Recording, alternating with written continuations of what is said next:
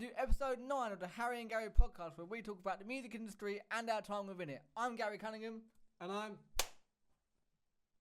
Harry. Cash. So, here's a question for you. I just wanted to clap as well, you see, because you always get to do it. Yeah, well, you never do it, do you? It's always me. Right, so, question. If we swapped professional lives for a day. If we swap bodies. No, not bodies, no. Professional lives. Professional lives. Yeah. So, personal lives were the same, yeah. right? So, I'd still be single. You'd still be with your missus, right? My beautiful girlfriend. Yeah, but professionally, we'd swap round, right? So, you and me in a professional setting. So, you did all my professional shit. Yeah. Right? What would you do? What would I do? So, if you woke up... What would I change? Yeah. Everything. Everything? No. So as in like, does that mean like I'm mostly about piano and stuff like that? And yeah. You wake up and instead of doing what you do now, working for the company, like doing my your own company, you work for the company I work for, mm-hmm. and I'm now running Figo. Yeah.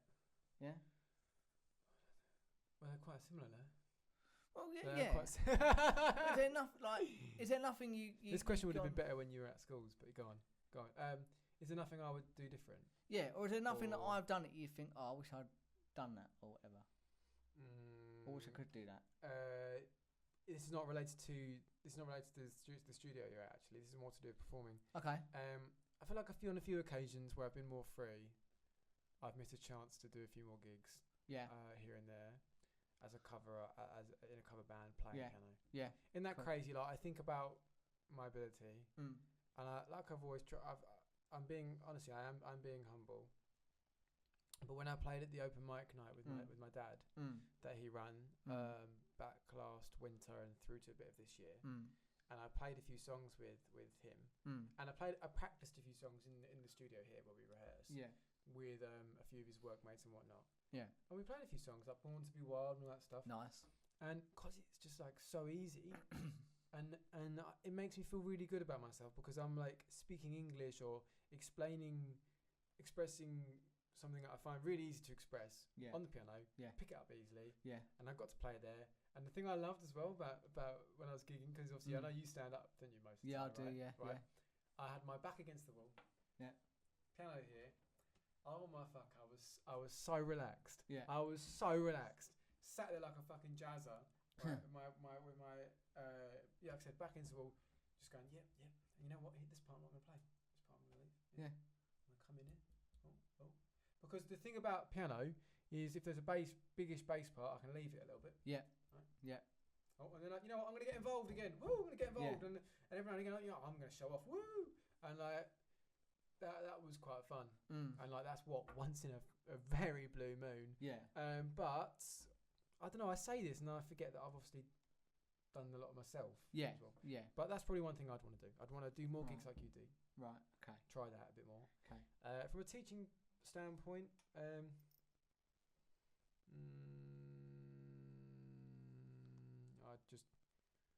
just enjoy being you.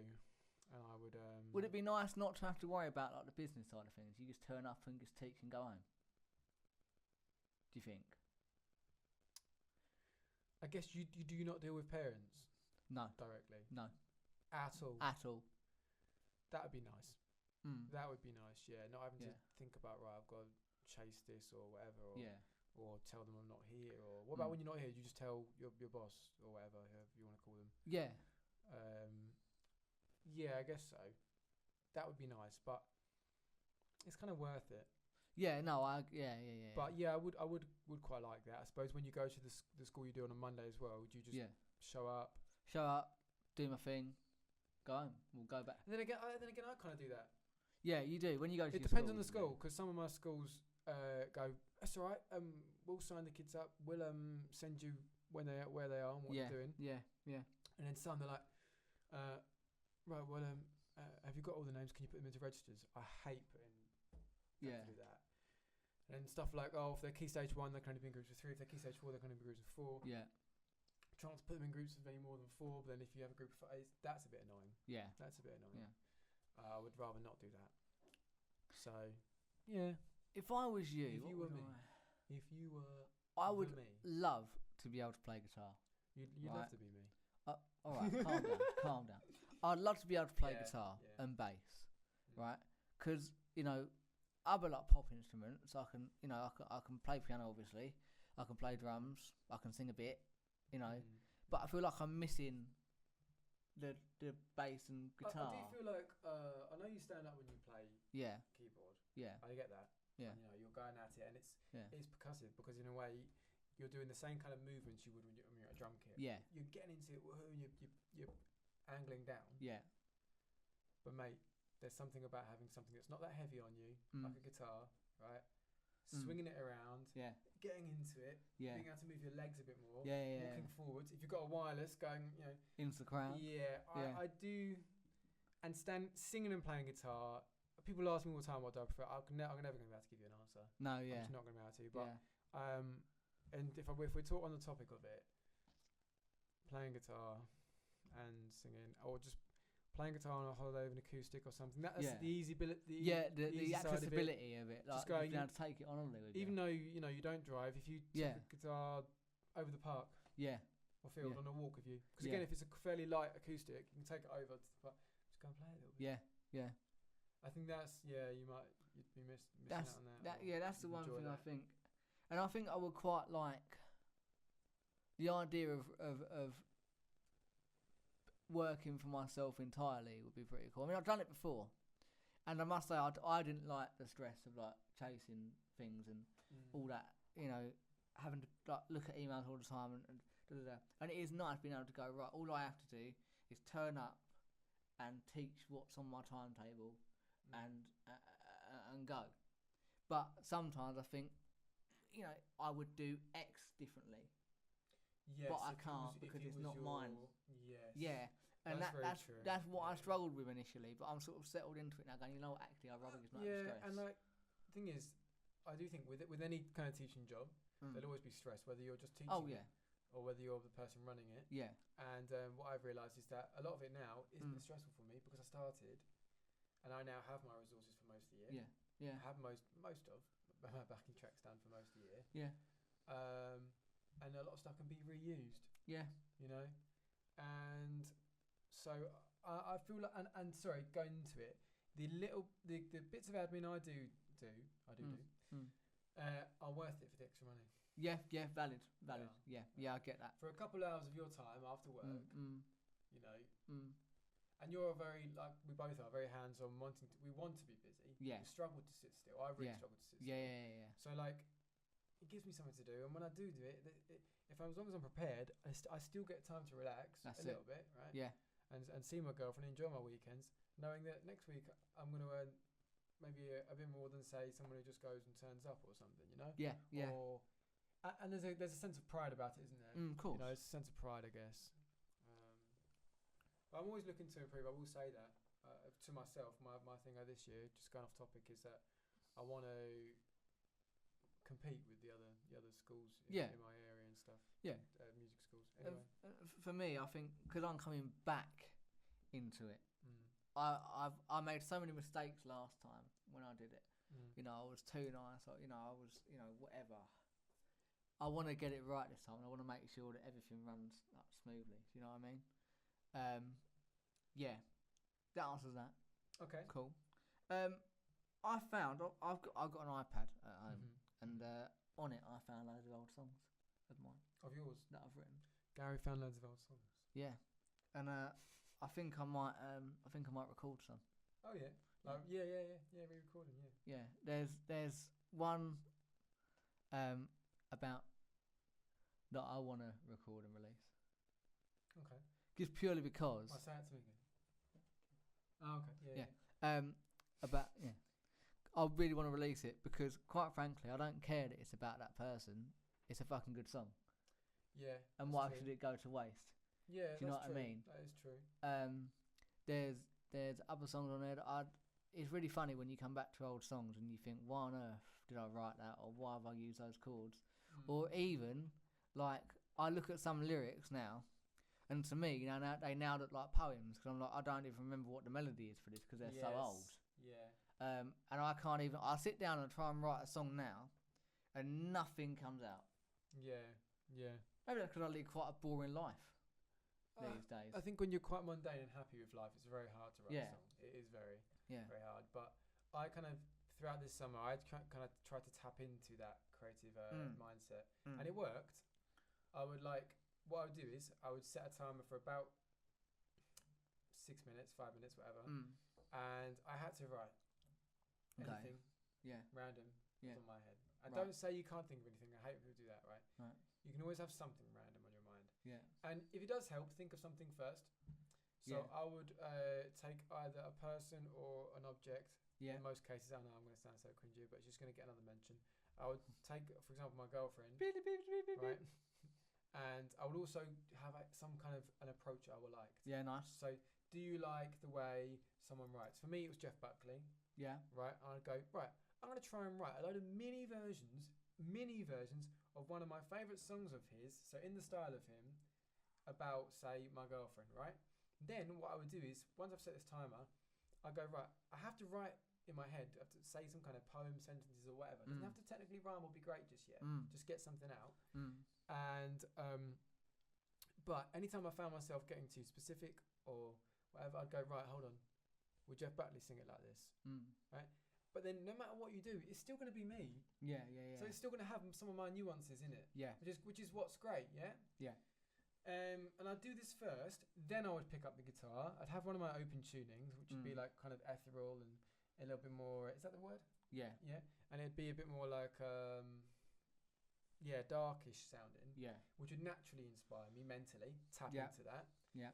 And then if some words needed taken out, if I wanted to change the line, it might have been something to do with sunshine, but actually maybe it's better if I go something like, the sun glowed through my curtains, and I completely change it. And then I find a word that rhymes with curtains. That's the difficult part. Yeah. That's the difficult part. Yeah. But getting something creative out of you each morning really isn't. I don't think there's, if you want to do it, do it. Yeah. Do it like 5 minutes creative writing every morning. It's really worth it if you want to try and move your songs along. I think I might try that. Actually, because I would like. I find it, and you'll be surprised what you end up writing. Yeah. You'll be like, yeah. I've always found it easier to compose like instrumental. Me film too. music. Instrumental. Yeah, me. Yeah. Like chords, me too. Yeah. But the film music stuff, it's funny because I'm trying to finish this flipping album, this library album that I want to send off to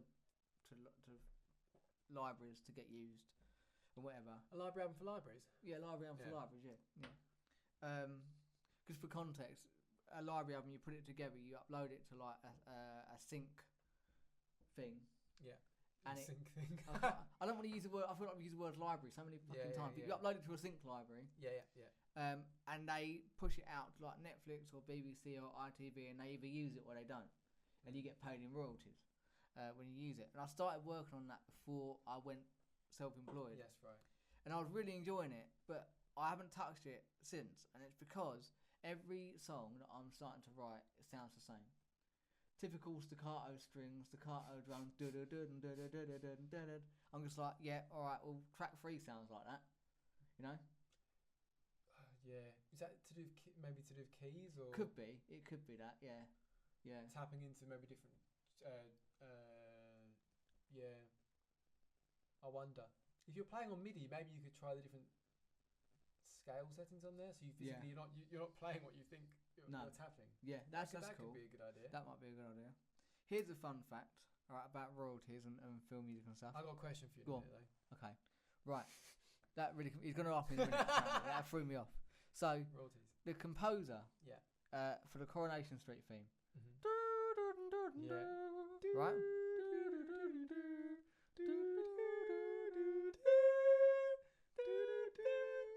Oh, okay. Yeah. He basically said that was awful, wasn't it? Sorry. We do that sometimes. He was told. You got 2 choices, mate. He was yeah, probably. Well, you might have done it. Ready? Right. You got two choices, mate. Mm-hmm. You can either take royalties. Yeah. But we're only going to run for a few episodes at the moment. It might not carry on. Yeah. Or you can take a payment of, I don't know, 500 quid. I think it was more than that, but let's just say Did that. he take the down payment? He took the down payment, and now look, It's been on for what, 60 years? 60 years, and that thing that he wrote. It's probably been played. Yeah. Fuck knows how He probably many sits at times. home. He probably gets haunted by that thing. Now Yeah. thinking I could be on in a mint. And my dad was kind of talking to me about this the other day, actually, a little bit, and who owns Master Recordings and all that jazz. But I feel that's a bit of a story for another day. That's a good story like that. A little good fable. No, not a fable. It's true, isn't it? Yeah. So what's it called? anecdote. Anecdote. Yeah. Anecdote. Anecdote. All right. My question Anecdote. for you Go was on, earlier. go You on. were talking about your library stuff. Yeah. Do you find musical things that you've made a musical, I don't know, layer with, say, some strings, and you've got nice rich harmony there. Oh, that's good. Does that satisfy you in the same way emotionally as writing some great lyrics with some chords does? Yes. It does. Yeah. 100%. 100%. And that's the thing. I feel like orchestral film music stuff has always moved me more than lyrics have. More than lyrics have? Yeah, always. I don't know what it is. Which is weird, right, as well, for me, because sometimes lyrics, really, really get me. I can think of a few songs like thongs. I was going to try and gloss over that, but you said it again. Sake. I can think of a few songs. I'm going to go emotional here now. One, I know, by Labyrinth, Jealous. Oh, about yeah. his dad being an absent father. Yeah. You know, that without the lyrics wouldn't be anything. And he's not great vocally. No, I suppose not. No. You know, not amazing. So that gets me. But then I think about, like, say, and I always mention him recently, but Jeff Buckley, and like I'm not always listening exactly lyric for lyric, and yet something about his voice and the way he's singing a certain word, is really good. And I always come back to that. I think sometimes lyrics can be really simple, but if they have a cracking voice and the production's good and it's emotive, suddenly something as simple as "I love you" is really important. Yeah. That's a really good point as well. The song "I Love You" by Billie Eilish. Yes. Why does that hit home so much when she's basically just saying something really simple? Yeah.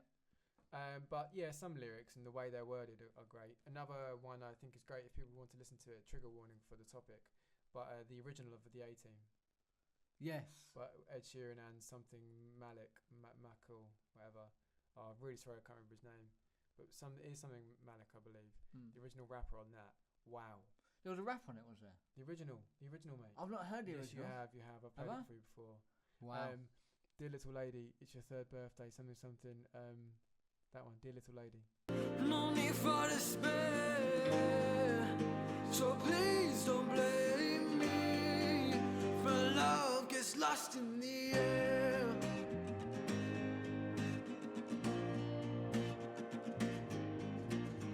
Hello, we're back again. The phone may have cut out there. It did cut out. It did cut out. And I'm fucking fuming. I'm Sorry. sorry about that. But I was talking about Little Lady, a song, the original Ed Sheeran A-Team song. Yeah.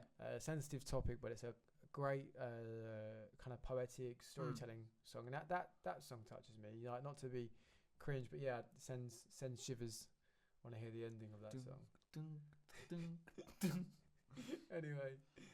Moving on. Yeah, moving on really, really swiftly before I lose my temper. Quite frankly. Industry topic. Now, yes. I wrote Industry topic.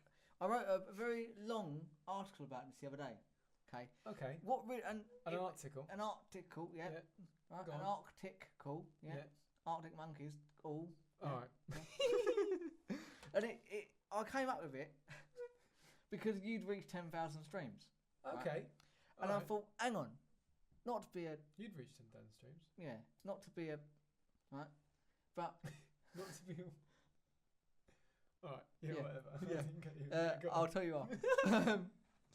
But like 10,000 streams does not equal 10,000 people turning up to watch you play live, right? And that led me to think about the fact that a lot of people, a lot of artists, they don't focus on building a real fan base, right? And it's so important. Yeah. Right, for me, if I was gonna, let's say I was gonna be an artist again and release music and that, right, I wouldn't give a toss about the streams. I wouldn't care. I'd be more focused on building genuine fans that are gonna buy my merch, share my stuff. Yeah, but you'd be gigging, right? I'd be gigging, yeah. And I think that'd be a really big part of my like my strategy. I think live performance. Yeah, I think. live shows and stuff. Yeah, and I think there's so many artists out there that say, "Oh, I got 10,000 streams, or I got 2,000 monthly listeners. I've made it." But, okay, great. Like people listen to your stuff. There's no doubt about that. And I feel like you're slating me here. no, I'm not slating you. I'm not slating you because you don't. That's not how you think, right? No, and Yeah, 10,000 streams is fucking great. Like we hit the roof, and we both were really happy, and everyone's really happy for it. I It's don't great. release music every day, do I? No, you don't suppose? release music every day, and it's a special thing. If bear in mind you've not released music for years, Yeah. to reach 10,000 streams after this release is I think huge it's the for monthly you. listeners. For Yeah, me. yeah. It's got me. The Because monthly, more people are paying attention to you. Yeah.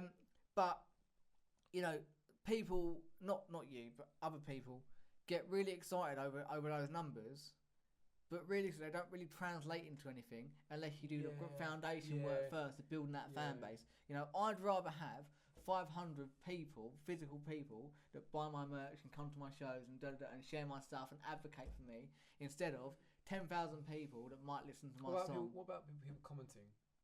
Commenting, that's fine because that's engagement, right? That's what I mean.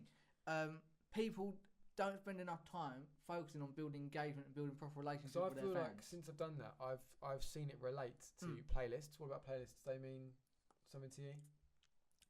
Yes, because they'll expose my music to more people. Depends. You've got obviously editorial playlists, and then you've got obviously the playlists that people just have themselves. Yeah, there's different levels, isn't there? On as an artist, they come through saying the first name of the person on their Spotify account. I don't tell you your actual name. We'll just say Gary and workout playlist. Yeah, and that means a lot. I have to say, I think. Yeah, because they've added it to their personal and they're going to hear daily playlist. I mean that means a lot. Yeah, and I've seen this time around. I've massively seen a correlation between people who comment on my TikToks after I've uploaded one, and the next day my listeners on Spotify have gone up. Really? Yeah. Oh yeah, that's how it's worked. So that and one day I had 500 something new listeners in one day. One day. See that like, for me that point. Yeah, because it's directly correlated. Engagement equals. Yeah. And it just means you just got to hope they stick around, but then it's not even that. You've got to put in the work to make them stick around. It's not even about hope. I think that's bullshit. Yeah. Well, I'm categorically not. No. What's difficult is for one thing, people see it then they don't realise I'm a teacher of my own business that I've got to run. That's it. I've done this now, Lost in the Air, and I love it, and I've loved it and everything. But if you are one of the people who happen to be watching this, who've somehow come from TikTok, and you're someone who's commented from America or whatever, because I've had quite a few American listeners. Yeah. The reality is there's not going to be music like tomorrow. So. No. Or the next day, or next week. This is the thing. Like one of my friends was like, "Oh my God, Harry's blowing up." I was like, "He's not," and I'll tell you why. Because he can't focus solely on this. No. And it's a real shame because I even said to you, didn't I? Yeah. I went in my head. I tend to get a bit overexcited, don't I? There may be some stuff in the pipeline. We may push on, but go on. But I said, right, in my head, I was like, fuck me. You got two choices. Do your teaching or do this. And you were like, hold on a minute. Just stop a minute. Because I haven't really got a choice because I do need to earn money. And that's where I get run away. Talking about running away and getting overexcited. I think a lot of artists do that. They make one song that goes viral and they think they've done it, right? And it depends on where you are as well in your life. Are you living away from home? Where are you? And what age? Some of these artists I'm seeing at the moment coming through, or whatever, they're a bit younger. Yeah. I'm almost 27. And almost 28. Yeah. Well, no, you've got like 6-7 months yet. Well, put it this way, my dad the other day reminded me that my next big birthday is 30. Yeah, I know. 40, he said. What? Nah. Yeah, because he said 30 doesn't really count. So thanks, Dad. Love you too, mate. But I'm not really in a position to suddenly go, I'm going to drop my job. And realistically, not many people are. Not many people are. What I mean? Yeah. And not many people's jobs are also entirely music orientated. And that just doesn't sometimes motivate me to then want to go and make a music related TikTok. No, exactly. Because all you do is music all day long. Yeah. Cool. Right. Moving on. That didn't really answer the question or talk about what was the question? It was about the importance of building a real fan base, basically, because we did kind of talk about that. We did talk about that. Right, moving on. Right, cool. That's it. Oh, That's it. see you later. See you later. No, legit. Sorry for the abrupt ending, but we really need to fucking go because I've got to get back to Leighton Buzzard for rehearsal. So, till next time. Thanks for listening, watching, like, subscribe. Goodbye. Thank you so much. Thank for you so watching. much. Shout out to people introducing.